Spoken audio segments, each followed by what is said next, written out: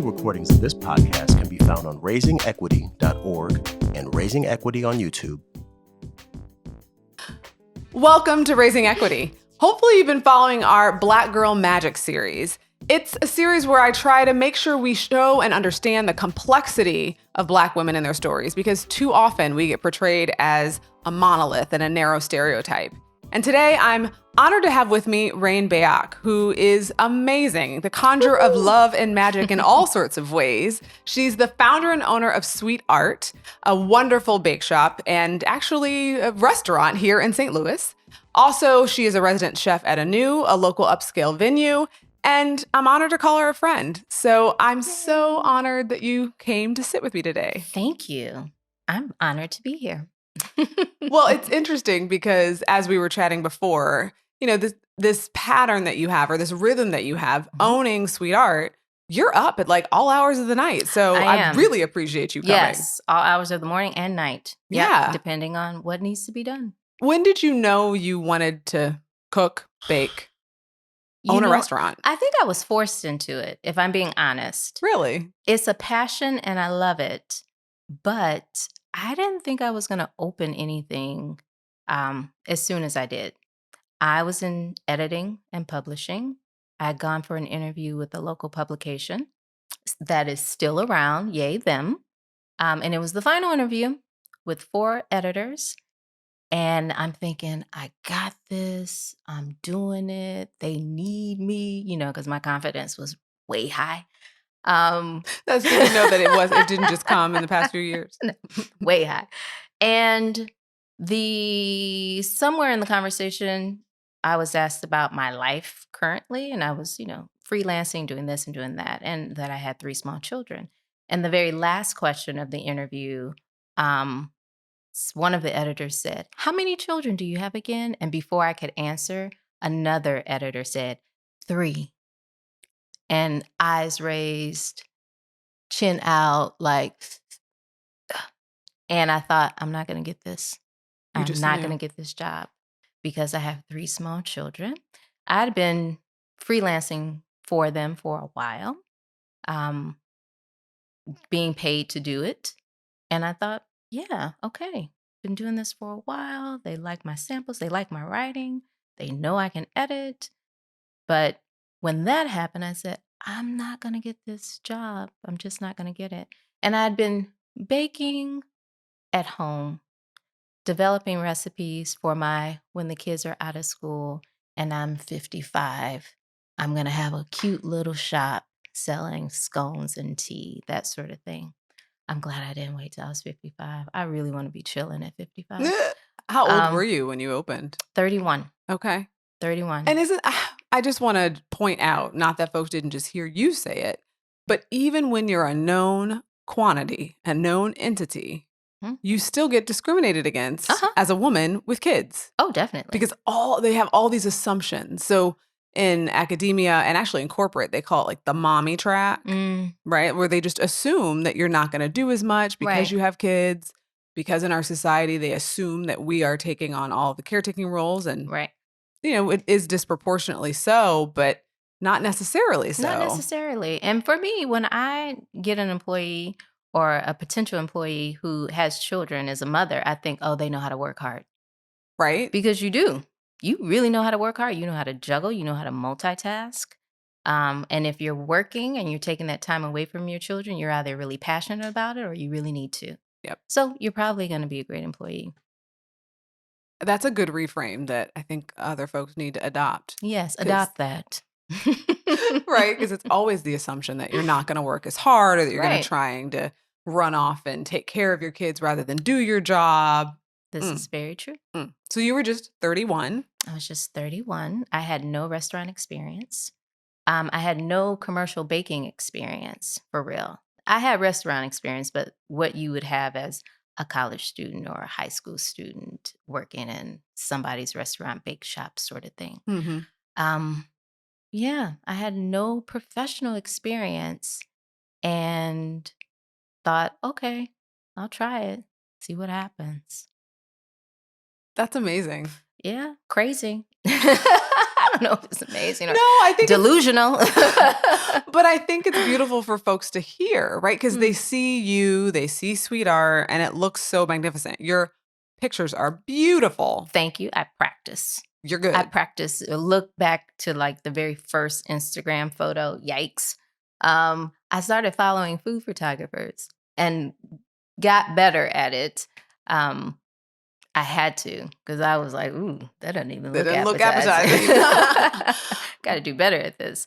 So, yes, But practice. yeah, no, but I appreciate your honesty because so often I think people look at folks where they are in their success and they don't Mm. realize not that they don't realize all the work, but the like leaps of Oh, faith. gosh. Leaps of faith, crazy hurdles. I've had everything that can go wrong with a business has happened to my business. Mm. I started with Kababi. He and I is public knowledge. We're not Will and Jada, so we don't go hollering about it. But we aren't together as a married couple anymore. We've been separated for a while. When we separated, the business took a hard hit from the state. But yeah, I mean, here I am working insane amount of hours. This is probably year 7. Um, my marriage is dissolving. The state has just levied my account. It's something to be negative $100, but to be negative like $21,000 when you don't really ever have that much in your Mm. account in the first Mm. place, and payroll is due in 2 days. Having to work it all out and figure it out in 48 hours. And then having employees who show up or don't, who respect you or try not to, because I don't do the don't. You can try. This is gonna be the last time you Yeah, try. it's gonna be the last time you try. Vendors who do the same.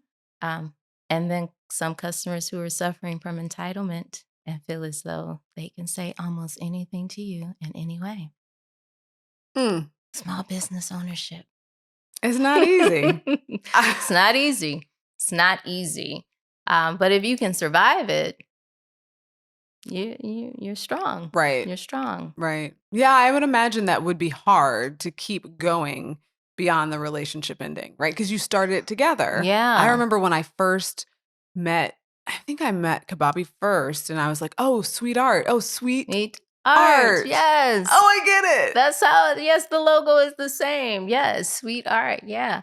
I think when we were first separating, there were lots of angsty feelings, but uh, thank God for therapy, and really processing some things because I don't think anything happens accidentally. Everything is meant to build you. And when I stopped feeling like a victim in it all, like, how is this what it is? And now I'm supposed to be taking care of this business and keeping the kids situated and da da da. It's all to build you. So I think everything happened in divine order. And now I feel not invincible, but the cousin to invincible, whatever word Mm, that is. the cousin to Invincible. Yeah. You hope that people get to live their full lives. Mhm. And one of the ways we get to that place is through the education system. And I Yes. wanted to talk with you about not just City Garden Montessori, which you were part Mhm. of beginning, but even let's go back further. Your Okay. experience growing up in St. Louis, being a part of the DSEG Mm. busing program. Mhm. So I am originally from McKenzie, Tennessee. And from Tennessee, I spent a little time in St. Louis. We moved from Tennessee to St. Louis. I went to Malamphy for a year or so. We moved to Los Angeles. So I was in South Central LA going to school. But I had no idea. yeah, but I felt as though I was at a really good school. It was definitely in the hood, but I had great teachers. Um, and when I came back to St. Louis, I was in a city middle school. And I remember being in that middle school, coming in like at grade 6.5, half year mark, and thinking, what are, I thought, what are they learning? Because some of the things that I came in on, I had learned 2, 3 years prior. And I think that is why my mother decided on the DSEC program. That's what we called it back in the day, DSEC. Mhm. Um, because she knew that we weren't being challenged and we could not afford private school. So that was the option. So by the time I was ready for high school, I had gotten in the program and was sent to Kirkwood. So you went from, where did you live? We live North City, so Ooh. Grand and Natural Bridge. How long of a bus ride was It that? was very long. I think it prepped me for these early hours that I have right now. How early Yeah. did you have to get up to catch that We bus? would be on the bus stop at 5:25 a.m. Yes. And school started at 7:50. whew, because you had to pick other people We had up. to pick other people up. Had to pick other people up. Multiple stops. That's the back story that I think a lot of people don't think about. They think, Not oh, at isn't all. it great? You get to go to this better school, quote, this Yeah, better, air quotes. maybe Yeah. academically, but socially and psychologically, not always. Yeah, no. But think about how much time you spent on the bus. Yeah. And then on the way home, It's a too. whole day. You are spending 12, 13 hours, and heavens forbid you participate in an after-school program. How are you getting home? They will have after-school buses, but that's Oh. even longer because there are still multiple stops. Then you got 2 hours to Yeah, get home. and then you have And then you have extra homework. time. Then you have homework. You might and want to then see your you- family. Right? Maybe you might want to Maybe. eat Yeah. too. But you don't have time to stay Possibly. connected with people in your neighborhood. Oh, not at all. You're gone when it's dark, and you don't get back till it's dark. So you don't know the kids. They don't know you, No. which makes your social situation in your home difficult. Yep. And I can't imagine that it was easy given some of the stories I've heard. No, and in Kirkwood. your day is longer than most adults who go work a 9 to 5. You have a longer day than most adults. Were you cognizant of that, of just like the trade-offs when you were a kid, or were you excited No, to I go? wasn't. I didn't realize it at all. Okay. I just knew the day was really, really long. But you're young and you have some energy. But we would sometimes sleep on the bus. And you just get through it. I think I started becoming resentful by my sophomore year. Didn't take long. No, it didn't. By my sophomore year, I was like, this is some bullshit. Like, It is. this is some I don't even, because you're there and you're at a school, and it's not like the people who live in that community are happy to see you or their children. Did you have any blatant, like, did people say it? And I just want to point out for folks what year this was. What year was this? This was 1991. Yep. Because I graduated in 94. So Yeah. So in other episodes, I've spoken with my mom, with Aaron's mother, who are kids of Brown v. Board. Yeah. Or my mom was one of the first to desegregate some of the North City schools that were all white. Yeah. And then quickly flipped as people fled. Right. Right? Yeah, as And so people fled. Yep. So she talks about having to be escorted from the bus because people were throwing things at them. And that was in the 60s. And I think people assume that by the 90s, things would be different. better and different. I don't think they were better. I do think they were different. I don't feel as though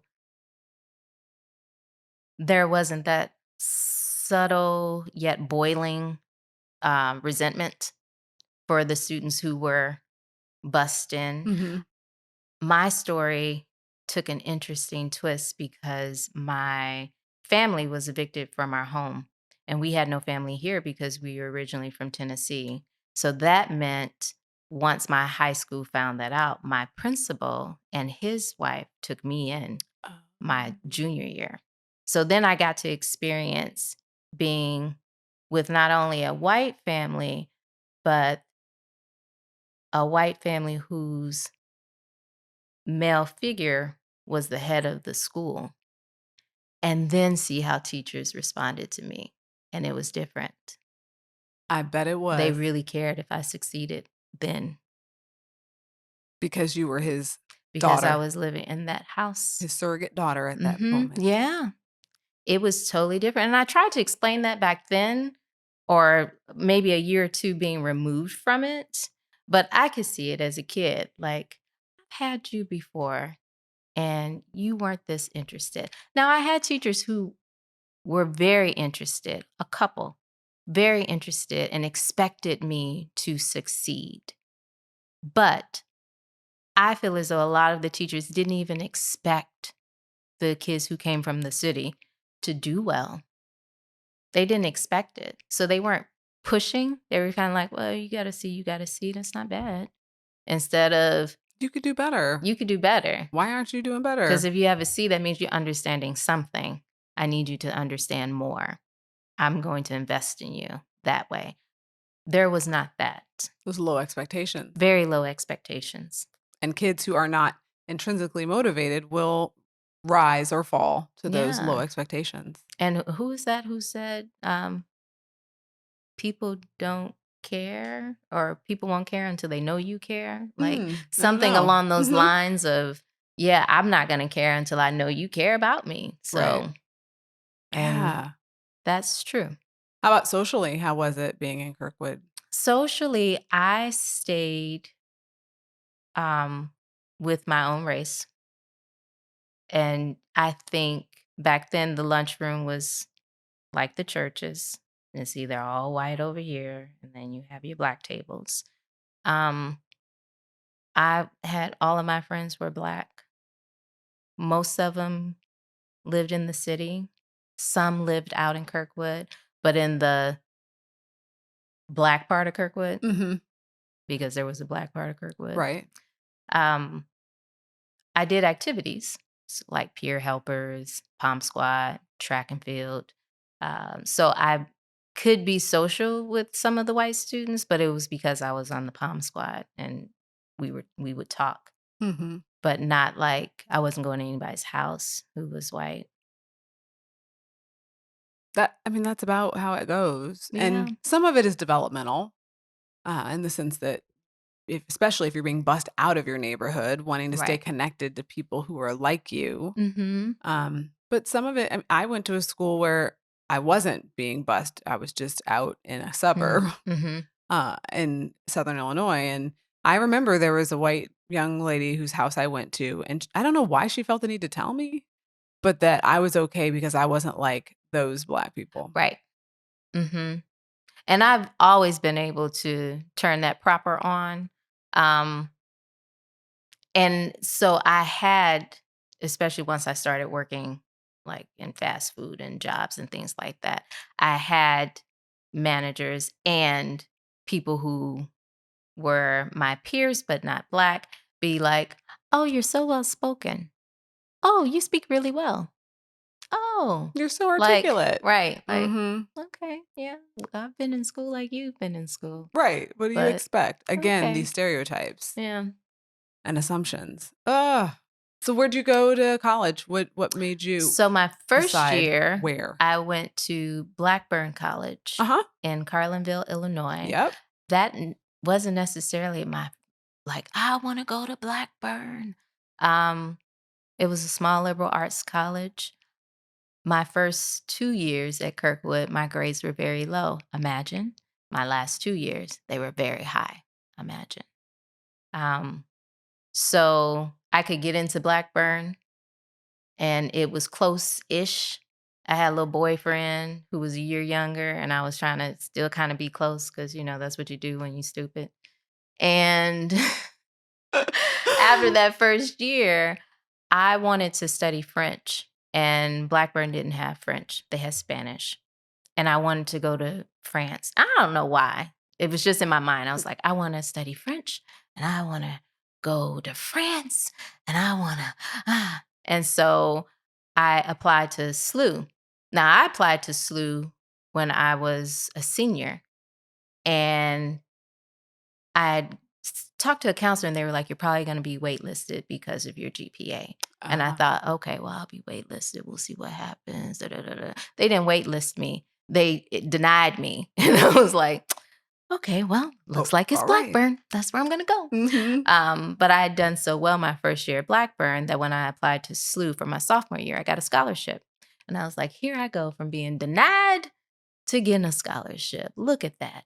And then I came to St. Louis and lived on campus. My family moved back to Tennessee by this point. Okay. Yeah, kind of gypsies we were. And I just started studying English and French. Those were my majors. And then I eventually went French. off and lived in Lyon because I wanted to live in France. So Yeah, I remember now that was part of the connection when I first came yes, with Rhonda. Rhonda. Yes, the French, which mon français ce n'est pas clairement. Moi aussi. Ooh. The fact that I could understand that much, it's a miracle. Right? It's back in the back of our brains. So how did you study abroad in Lyon? I did. I studied abroad. And it was so overwhelming. And I thought I was going to die. And I spent some days really crying because I went thinking my French was good. And then I got over there and I was like, I don't understand anything anybody is saying, nor do they understand me. I was struggling just to get a crepe on the street. And I was like, it can't be this hard when you have money in your hand. Why is it this difficult? But it was good. Another one of those experiences that grows you. Oh, study abroad or Yeah. just traveling abroad, living abroad. That will grow you. Yep. That will grow you. That will. Did you do a It grew semester me. or a year? I did a semester. I was supposed to do a year. Yeah. But I did a semester, and France had its own race issues. Oh, it still does. They deny it. They will deny it left and right and up and down. Back in 1997, they definitely had their own race issues. And I thought, I just want to finish up school and get to moving on with my life. Yep. So I came back. I finished up. It took me another year to finish up. But when I came back 6 months later, I got married. So yeah, I was still a senior in college when I got married. Were you? And then I had one final semester, finished that up, and started working. Interesting. I didn't realize you got married in college. Yeah. I met Kabab when I was 20. So I married pretty young. Yeah. Like I met him and was committed to him at 20. I married him at 22, but I was like, oh yeah, I'm going to lock this down because I was a big pimp back then. So Were you? Or at least I thought I was. You thought you were. I thought I got game. I'm about to shut this down. You ain't nobody's but mine. Yeah, that's how I kind of felt. You know, I'm going to leave the country real quick, but I'll be back hold tight. Right. So yeah, that's what I was doing. Right. Too funny. I think about like we actually got married the year after I graduated from college. So not too different. And I went and lived in West Africa for a while. And that was, it shapes you. Yeah, it does. To be in another country, to not speak the language fluently. Yeah. It does. It shapes you. It does. So then if you got married at 22, the kids came pretty quickly. Journey was first, and she was born when I was 24 and a half. Yeah. Yeah. And that was so funny because I was like, I feel like I'm ready to be a mom. I don't know what the hell was wrong. I was not ready for that. Are we ever ready? No, but now I think about it, especially if I do wedding consults and someone's 20, 21, I'm like, yeah, just hold tight. Just wait. Just calm down. Just hold tight. Just be boyfriend, girlfriend for a long time. Just for a little longer. Just a little longer. But yeah, I thought I'm ready to do this. I didn't want to be an old parent. That's the only thing I knew for sure. I was like, I don't want to be an older parent. I don't want to start at 38 and then be like knocking it out for the next 18 years. Right. For me. So yeah. So I thought, oh, let's do this. And yeah, Journey came. And I remember thinking, I'm not pregnant. And so, because I didn't get pregnant right away, I was like, that's great. Because I really think we should wait because this is probably not the right time. And then like 2 weeks later, I found out I was pregnant. I was like, oh, okay. Well, there's that. Here we go. You're in it. Yep. Got to do it. Yeah. No, it really does. It kind of hits you like, oh, wait, are we doing this? Yeah. There's part of me though that thinks maybe it's better young. I don't know. I was in between because I started at 27 because there's so much you don't know. Yeah. Right. Whereas if I were having kids now, I'd be tired. I'd be real sleepy. I'd be really tired. Yeah, I'd be really, really tired. I might be more calm about some things and Mhm. less anxious and worried about Yeah, some things. about some But I things. think there are other things I'd be more concerned about, and I'd be tired. Yeah, I definitely would be tired all the time. So I'm glad I did it when I did it. Mhm. Um, it was an experience. It was an experience, and I had her at an age where I say all the time, "When you turn 21, I'm going to the club with you. We turn it up," and she's like, "No, we're not." But technically, in a few years, she'll Yeah. be 21, and I can still kind of not feel completely out of sorts Exactly. at a very nice club. At an upscale At an upscale club. club. Yes. So when did you come to the tagline Love and Magic? That probably came the first or second year before I was even social media savvy. And I won't say that I'm social media savvy, but I pay attention to it now. Um, People kept asking, "What's your secret ingredient? How do you make this?" Bah, bah, bah, bah, bah, bah, bah. And I would say, "Love and magic. One part love, one part magic. Where you put in this love and magic?" And then I was like, I need to write that down because that's becoming my answer to what this is. So that's how the hashtag love and magic came about. Nice. Nice. Yeah, it fits you perfectly. Well, thank you. It really does. I I was appreciate it. wondering if it was like a mantra throughout your life. No, but it definitely has gotten me through the really low points where I would think, I don't know how this is going to happen. And I will say, okay, love and magic. Let's tap in. Where's that love? Where's that magic? Something's going to happen. It's kind of like what the universe is to me is love and is magic. So it works for life.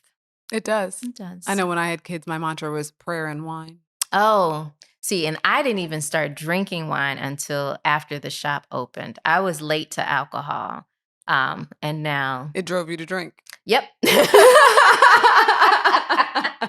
like, what is this thing that I'm sipping that makes me feel better about life? Right? Yeah. Not Yeah. until I opened the shop did I have my first glass of wine. And I was like, I Seriously. need to, yep. I First need to. glass of wine or first glass of alcohol? First glass of wine. Okay. I was like, oh, okay. I wasn't a big alcohol drinker, but that Mhm. was my first glass of wine. Yeah. Interesting. Yeah. So what's next for you? What's next for me? So in my mind, and I guess I should just say it because either it's going to happen or it's not. But for the last couple of years, I've been wanting to open something else that is a bit more sophisticated.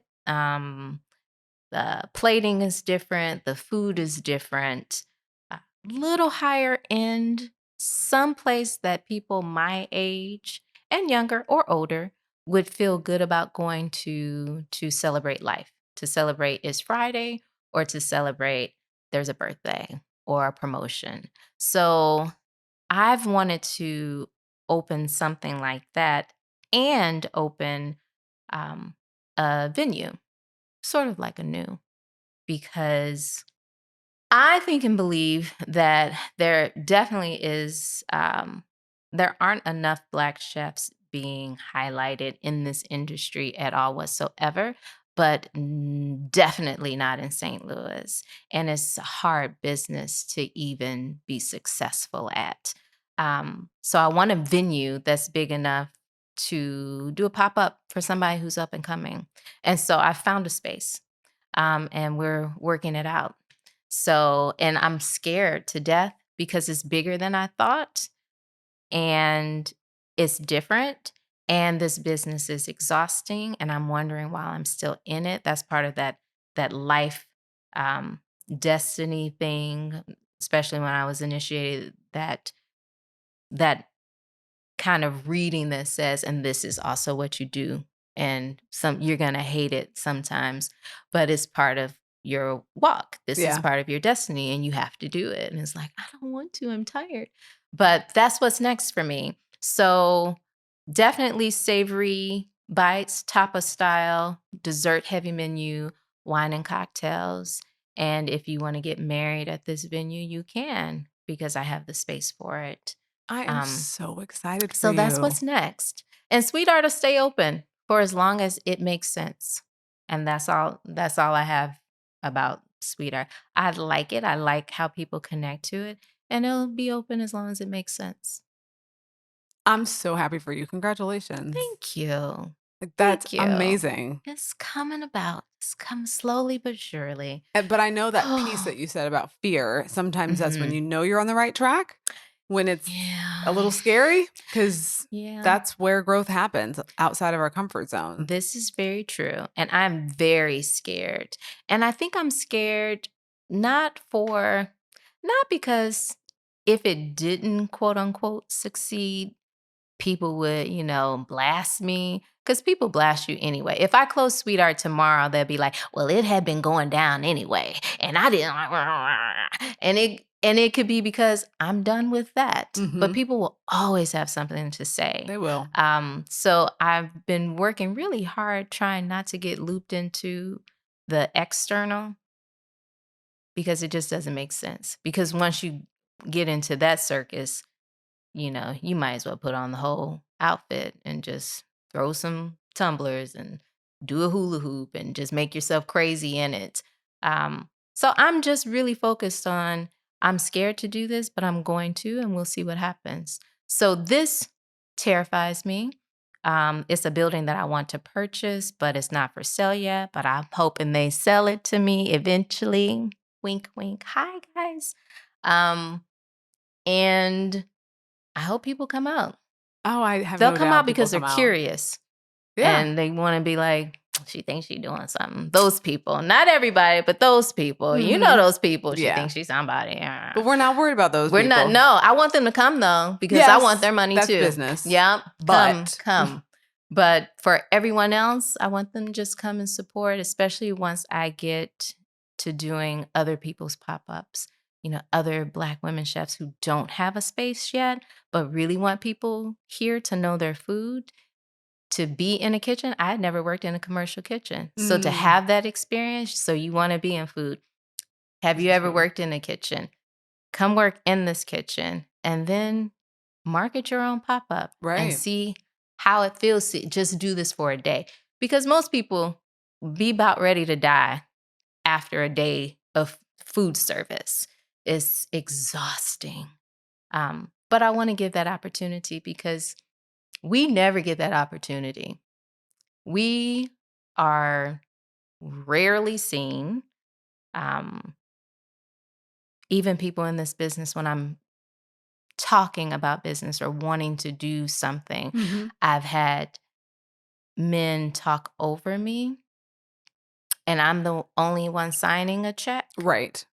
And it's like, okay, well, I can't do business with you because you don't even You see can't me. see me. But I want to give opportunities to people who are in that same position, who aren't being seen, but really know this is what they want to do. That's So, beautiful. How long do we have to wait? in my mind, Journey needs to be in school for real. I keep saying October before the holidays. But what I also know is you can put a date and then next thing you know is summer 2020. We're opening. But in my mind, I'd like to do it before the holidays, 2019. Awesome. If not, at least by Valentine's. I got to get these holidays, Right, these right. big ticket days. Yep. Like, I got to do it by then. So, Yeah. so I want my own ANEW. Thanks, ANEW. But I want my own. That's great. That's awesome. And I appreciate you being so honest because that's important for people to hear. Mm. It really is how hard it is, how exhausting it Mhm. is. And I've heard that you're getting called up for speaking gigs lately. Like I you're am, going and on a I don't know cruise. why that. I don't know to how speak. this is happening. But I think, and if I were on stage, I wouldn't be saying so many ums. But I feel as though when we were talking earlier about just how I've been trying to live this past year being really authentic, and nothing's really off the table. I don't necessarily talk about my children and their personal stuff, but people really just want to hear how it really is, because social media has us all All. confused and crazy. Yes. It has me thinking I need to eat salad all the time. I'm not even thinking that's I would slightly eat that. Photoshop. I would eat that kale salad all the Well, time, though. I can arrange that. Salad dressing coming to you soon. But people just really want to know the real of it. And I've never felt like I had to perform or make things seem a way that they aren't. Even before my separation, even before the business hiccups, I had used Facebook or social media to talk about just sometimes how it is a lot of work and how it can be overwhelming. And then people respond, oh, you're so honest. So that's I believe why people want me to speak as of late. I'm not going to say I don't know anything. I like to say I know what I'm doing. You do. Mhm. You know a lot of things. Yeah. And I think you're right. I think people want that honesty. And that's why I've had people stop me and say, oh, I love the podcast. And I'd say, I feel like I'm just recording great conversations with great people. Like, I don't feel like I'm Well. doing much. I'm really just letting people in on that window that they don't Right. often get to see. Right. And so I think when you speak and you're honest, And people you're get to honest. see what they don't typically get to see because our lives are so curated. It's so Curated. curated. I think that's why people love the Red Table Talk. Yes, I do too. Because it's just so real. And it's generationally real. Yep, and it's generationally real. Like, so I was just watching the one on polyamory, and you have Willow who's definitely read up on it and is expressing interest in it. And it's like, why do we think we own people? That monogamy sets us up to get caught up in our jealousy, right? So she's processing and questioning. And then you have Gammy who's like, I don't share. Mm-mm. And I, she is like, nope, not having it. And Jada's kind of in the middle. And so they have a throuple, a couple that it's a guy and two women. And so they're talking. And through the course of them sharing, Gammy's able to be like, oh, I get it. Like, I see this. It's not for me, but I see it. But I see it. And it's just their willingness to share and be open. And to not be so caught up in what everyone else thinks that I think is the gift. Yeah, that is a gift. It is. And I think as a woman at the tender age of 43, hey 43, I'm a new 43, I'm owning it. I think as a woman who really, I felt like an imposter. I felt like I had that imposter syndrome in the initial stages of being a business owner because there's so little I knew. I just knew that I could make cake. And more likely than not, it was going to turn out tasty. So I often felt like I'm just pretending. I didn't go to the French culinary school. I didn't do this. I didn't do that. And I'm not as good. And da da da da da. And I think that's just a head trip. And part of not knowing yourself is being pliable to not only the things that you say to yourself, but the things that you hear from other people and their judgments. And though I said, I don't know how I'm getting these speaking engagements to go off and talk about X, Y, and Z, I also want to say, but I know what I'm doing. I'm talented at what I do. I feel as though I'm the best in the game at what I do. I've worked very hard. I have a work ethic that is unmatched. And that's how I have not closed or gone to a mental institution thus far. Right. So I think we also need to own our strengths and our abilities and not play it as modest all the time. Because I did that too. Oh, well, thanks. You like my cake. Was it good for real? Was it? Stop it.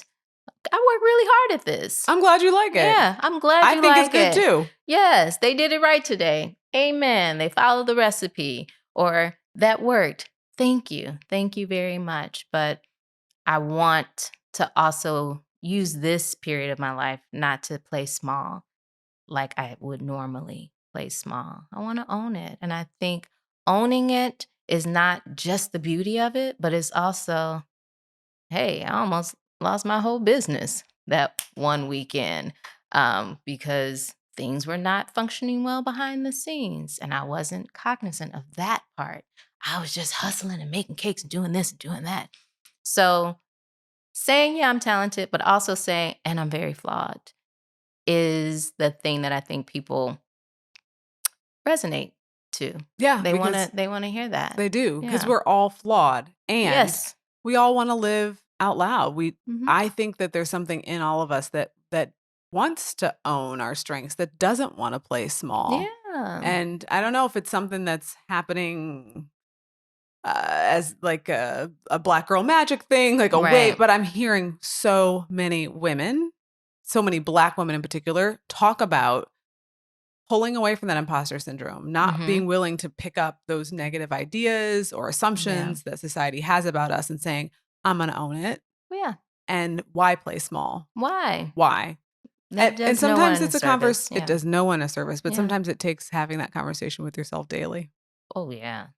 It doesn't Oh, just, my it's not like you goodness, just flip a yes. switch and it's done. No, not at all. When I was asked to be a keynote for a cruise, like with other Black women, I was like, what about if I could be like somebody on a panel? Like seriously, I was like, keynote? No, that's not me. I'm a behind the scenes person. I don't even like people. I do like y'all in small doses, but I'm behind the scenes. That's who I am.